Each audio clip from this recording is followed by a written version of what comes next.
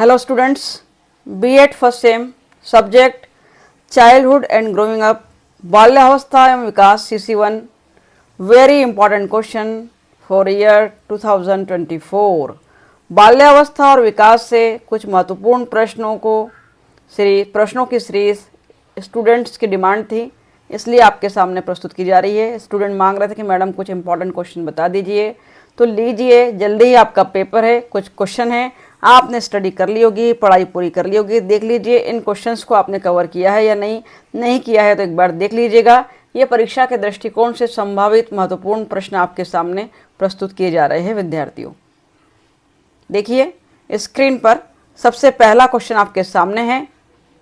प्रथम semester childhood and growing up की बात कर रहे हैं, बीएड प्रथम सेमेस्टर के विद्यार्थियों के लिए है। बाल्यावस्था में विकास की बात की जा रही है। पहला क्वेश्चन आपके सम्मुख है जो परीक्षा के दृष्टिकोण से महत्वपूर्ण है। शिक्षा मनोविज्ञान क्या है? तो विद्यार्थियों ये तो आपको पता ही होना चाहिए। शिक्षा मनोविज्ञान एजुकेशन साइकोलॉजी का मीनिंग और कॉन्सेप्ट आपको पता होना ही चाहिए। प्रश्न कुछ भी बन सकता है कि शिक्षा मनोविज्ञान क्या है, शिक्षा मनोविज्ञान की अवधारणा को समझाइए, या शिक्षा मनोविज्ञान क्या है इसकी प्रकृति एवं क्षेत्र की व्याख्या कीजिए। नेचर और स्कोप भी पूछा जा सकता है। दूसरा प्रश्न है, शिक्षा मनोविज्ञान का ज्ञान अध्यापक के लिए क्यों आवश्यक है, स्पष्ट कीजिए। बहुत महत्वपूर्ण प्रश्न है क्योंकि आप भी भविष्य के शिक्षक बनने वाले हैं। तो एजुकेशन साइकोलॉजी का नॉलेज एक टीचर को क्यों होना चाहिए, पूछ रहा क्यों नीड है, एक टीचर को होना चाहिए। अभी तक आप अच्छे से समझ गए होंगे क्योंकि सेमेस्टर एंड हो गया, आपका एग्जाम पास में आ गए हैं कि हम मनोविज्ञान क्यों पढ़ते हैं। इसे मन का विज्ञान कहते हैं। विद्यार्थियों के मानसिक दृष्टिकोण को समझकर ही टीचर उसे आगे बढ़ा सकता है, पढ़ा सकता है। इसलिए शिक्षा मनोविज्ञान का ज्ञान अध्यापक के लिए बहुत अनिवार्य है, आप जानते हैं। तीसरा प्रश्न इंपॉर्टेंट है, बाल्यावस्था में विकास CC1 की बात कर रहे हैं। विकासात्मक मनोविज्ञान का परिचय देते हुए इसके स्वरूप को स्पष्ट कीजिए। डेवलपमेंटल साइकोलॉजी का इंट्रोडक्शन देना है। विकासात्मक मनोविज्ञान की अवधारणा का विस्तृत वर्णन कीजिए अथवा मैस्लो के मानवतावादी सिद्धांत का उल्लेख कीजिए। ह्यूमनिस्टिक प्रिंसिपल ऑफ मैस्लो की बात की जा रही है। एक ही बात है, कोई भी प्रश्न पूछे इंपॉर्टेंट है। तीसरा प्रश्न आपके लिए। इसी क्रम में चौथा प्रश्न, बीएड फर्स्ट सेमेस्टर बाल्यावस्था में विकास CC1 के कुछ महत्वपूर्ण प्रश्नों की सीरीज सामने आपके सामने। क्वेश्चन नंबर 4, साक्षात्कार विधि से क्या आशय है, इसकी विशेषताएं, प्रकार और उपयोगिता बताइए। तो साक्षात्कार विधि इंटरव्यू मेथड की बात की जा रही है। कैरेक्टरिस्टिक्स, टाइप्स और यूटिलिटी पूछी जा रही है। साक्षात्कार विधि इंपॉर्टेंट है। साथ ही साथ अगला प्रश्न, अभिवृद्धि और विकास में अंतर बताते हुए अभिवृद्धि और विकास के सिद्धांत बताइए। विद्यार्थियों की डिमांड थी कि इंग्लिश मीडियम में भी क्वेश्चन दिए जाए, तो इंग्लिश मीडियम में भी समझाने की मैं कोशिश कर रही हूँ।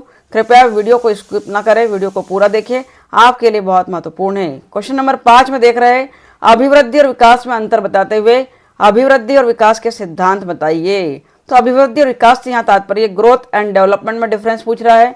ग्रोथ एंड डेवलपमेंट में डिफरेंस बताते हुए ग्रोथ और डेवलपमेंट के प्रिंसिपल्स पर नजर डालनी है आपको विद्यार्थियों। चलिए नोट डाउन करिए अगला प्रश्न 6 नंबर का, प्रयोगात्मक पद्धति एक्सपेरिमेंटल मेथड समझाना है। प्रयोगात्मक पद्धति के सोपान बताइए। यहाँ सोपान से तात्पर्य है एक्सपेरिमेंटल मेथड के स्टेप्स बताना है आपको 6 नंबर में।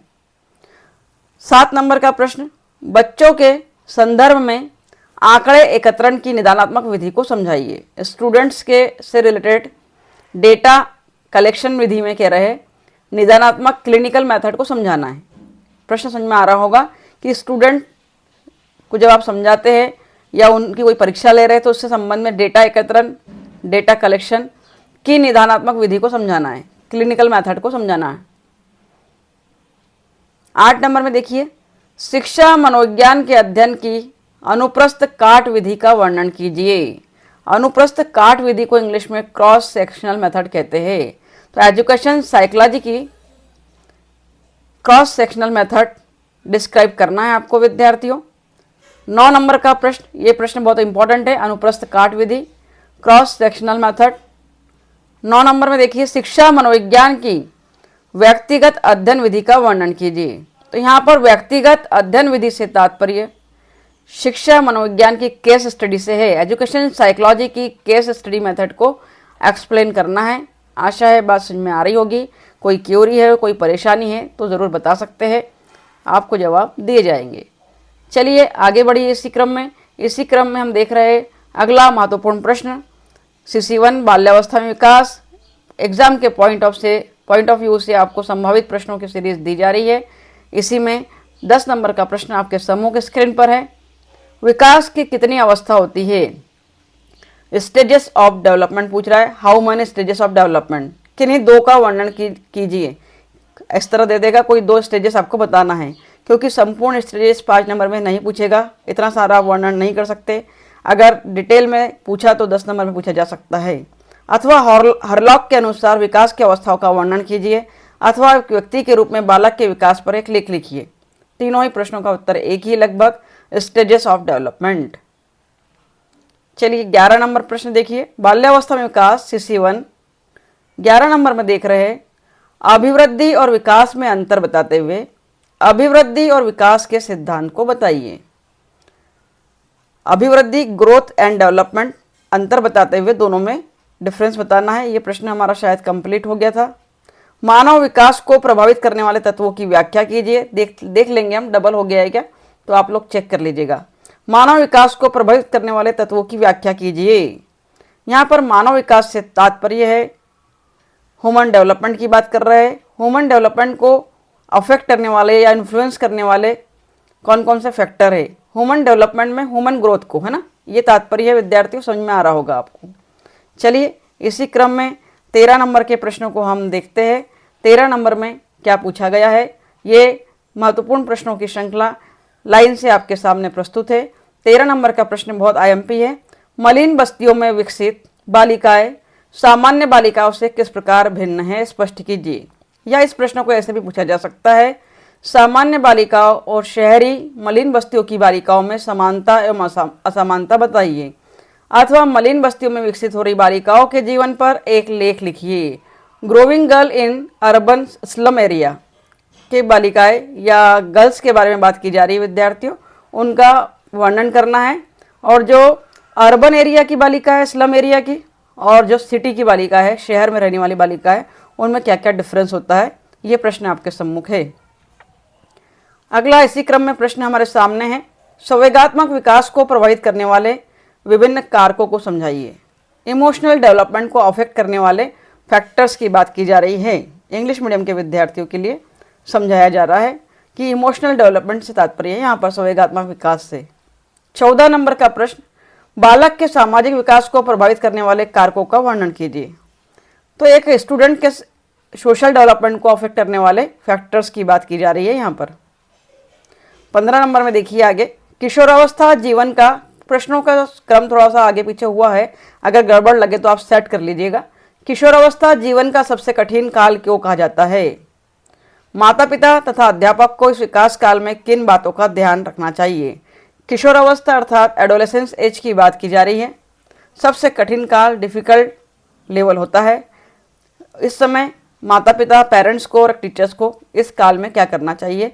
किशोर व्यक्तियों को, एडल्ट युवाओं को कैसे मार्गदर्शन करना चाहिए, उस बारे में आप अपने व्यक्तिगत विचार भी लिख सकते हैं, वो उत्तर करेक्ट होगा। 16 नंबर का प्रश्न है, किशोरावस्था तीव्र दबाव एवं तनाव, तूफान एवं विरोध का काल है। बहुत इंपॉर्टेंट है, इस तरह प्रश्न पूछा जाएगा। इसके उत्तर में किशोरावस्था की समस्या लिखना है आपको विद्यार्थियों, तो ध्यान रखेंगे आप कि इसके उत्तर में आप किशोरावस्था की समस्या लिख कर आएंगे। क्यों? क्योंकि पूछ रहा है किशोरावस्था तीव्र दबाव एवं तूफान का काल है। तो इस काल में आप क्या क्या समस्याएं महसूस करते हैं, क्या क्या प्रॉब्लम्स आपके सामने आती है, चाहे समाज से रिलेटेड, परिवार से रिलेटेड, विद्यालय से रिलेटेड, उन प्रॉब्लम्स को इसमें लिख सकते हैं, उनके सॉल्यूशंस को लिख सकते हैं। चलिए अगला प्रश्न देखिए कौन सा है। फ्रॉयड के वेरी IMP क्वेश्चन है, इसे मैंने अपने वीडियोस में भी समझा दिया है, एक्सप्लेन कर दिया है, आप प्रीवियस वीडियो में जाके देख सकते हैं, या फ्रॉयड का सिद्धांत डालिए बाय सुनीता चौक से तो आ जाएगा। फ्रॉयड के व्यक्तित्व विकास का सिद्धांत का विस्तृत वर्णन करना है। Freud's theory of personality development. Freud ने, आप जानते हैं विद्यार्थियों, चेतन मन, अचेतन मन, अर्धचेतन मन की बात की है, इड, ईगो और सुपर की बात की है। वही क्वेश्चन आपको तैयार करना है। क्वेश्चन नंबर 18, एरिक्सन का मनोसामाजिक विकास सिद्धांत क्या है, उसका विस्तृत वर्णन कीजिए। Ericsson theory of psycho social development, इस पर भी हम बात करेंगे जल्दी ही। 19 नंबर का प्रश्न, लिंग भूमिका का क्या अर्थ है? लिंग भूमिकाओं को प्रभावित करने वाले कारकों का वर्णन कीजिए। Factors influencing gender roles. Gender roles पर बात करना है, इंपॉर्टेंट है। संघर्ष से आप क्या समझते हैं? संघर्ष के कारण, रूप तथा परिणामों का वर्णन कीजिए। Meaning of conflict. कॉन्फ्लिक्ट के बारे में पूछ रहा है। कॉन्फ्लिक्ट के रीज़न क्या है, कॉन्फ्लिक्ट के टाइप्स क्या है, और कॉन्फ्लिक्ट के परिणाम क्या है, रिजल्ट क्या है। जब कॉन्फ्लिक्ट होता है, संघर्ष होता है, तो परिणाम क्या हमारे सामने आता है। इसी क्रम में अगला प्रश्न है, बाल्यावस्था में विकास CC1 के महत्वपूर्ण प्रश्नों को देख रहे हैं, परीक्षा उपयोगी प्रश्नों को, जिसमें अगला प्रश्न आपके सामने है। जॉन बॉल्बी के लगाव सिद्धांत पर एक लेख लिखिए। ये प्रश्न का उत्तर भी आपको मेरे वीडियोस में मिल जाएगा, बहुत सरल भाषा में समझाया गया है। जॉन बॉल्बीज अटैचमेंट थ्योरी को पूछता है कि जॉन बॉल्बी ने क्या कहा है। उन्होंने एक लगाव सिद्धांत दिया, व्यक्ति का कब कब किस अवस्था में कैसे कैसे लोगों से लगाव बढ़ता है, अटैचमेंट बढ़ता है। बहुत सिंपल थ्योरी है, बहुत अच्छी थ्योरी है। क्वेश्चन नंबर 22, परिवार को एक समाजीकरण की संस्था के रूप में स्पष्ट कीजिए। कि परिवार को एक सोशलाइजेशन इंस्टीट्यूशन के रूप में आपको बताना है कि एक परिवार एक समाजीकरण की संस्था है, मतलब परिवार ही हमको समाज से जोड़ता है, समाज में ले जाता है, किस प्रकार। बहुत अच्छा प्रश्न है, सरल है। अगला प्रश्न है इसी क्रम में, बालक के विकास में विद्यालय की भूमिका स्पष्ट कीजिए। बहुत बड़ी भूमिका होती है बालक की। बालक के विकास में विद्यालय की भूमिका बहुत बड़ी होती है। आप भविष्य के टीचर बनने वाले हैं तो आप इस प्रश्न का उत्तर अपनी व्यक्तिगत सोच और समझ के आधार पर भी लिख सकते हैं और डेफिनेटली करेक्ट होगा अगर आप पढ़ाई लगातार कर रहे हैं और जुड़े हैं इस विषय से तो। क्वेश्चन नंबर 24, बालक के सामाजिक विकास में शिक्षक की भूमिका स्पष्ट कीजिए। तो ये जो रोल वाला प्रश्न टिप्पणी के रूप में आता है कि बालक के विकास में भूमिका स्पष्ट कीजिए, टिप्पणी लिखो। विद्यालय की, शिक्षक की, समाज की, कुछ भी पूछ सकता है, आपको सोच समझकर उत्तर लिखना है। क्वेश्चन नंबर 25, कक्षा के वातावरण का बाल विकास पर क्या प्रभाव पड़ता है। लगभग उसी से मिलता जुलता है। बालक के विकास में विद्यालय की भूमिका क्या है, विद्यालय का हो या कक्षा का हो, कक्षा के वातावरण का बाल विकास पर क्या प्रभाव पड़ता है। आक्रामकता से आप क्या समझते हैं? बच्चों में आक्रामकता के क्या कारण हैं? आप बच्चों की आक्रामकता को रोकने के लिए क्या क्या उपाय अपनाएंगे। एक टीचर के लिए बहुत महत्वपूर्ण प्रश्न है ये कि आक्रामकता, अग्रेशन से आप क्या समझते हैं। What do you mean by aggression. एकदम आक्रामक हो जाते हैं बच्चे, अग्रेसिव हो जाते हैं, और उनको कैसे हम, उसके कारण क्या क्या है। बहुत सारे कारण हो सकते हैं, व्यक्तिगत, पारिवारिक, सामाजिक और फिजिकल भी हो सकते हैं। तो उन आक्रामकता को रोकने के लिए हम क्या क्या उपाय, क्या क्या सॉल्यूशंस देंगे, क्या प्रॉब्लम्स क्या है, उसके सॉल्यूशंस क्या है, उस पर इस प्रश्न में बात करना है विद्यार्थियों। तो ये अंतिम प्रश्न आपके सम्मुख था, बाल्यावस्था में विकास CC1 से। तो विद्यार्थियों, इस प्रकार B.Ed फर्स्ट सेम के विद्यार्थियों को समय समय पर दिशा निर्देश पूरी तरह इस चैनल के माध्यम से मिल रहा है। तो यह वीडियो आपके लिए अगर यूज़फुल है और मेरे चैनल से विभिन्न प्रकार के क्वेश्चंस पढ़कर आपको सरलता और आसानी अनुभव हो रही है तो इसे अपने दोस्तों में भी ज़रूर शेयर कीजिएगा ताकि वे भी सरलता से अध्यापन कर सके। और वीडियो अगर आपके लिए यूज़फुल है तो इसे ज़रूर दोस्तों में भी शेयर करने के साथ साथ सब्सक्राइब कीजिए, लाइक कीजिए, कमेंट कीजिए। Thank you very much for watching my video.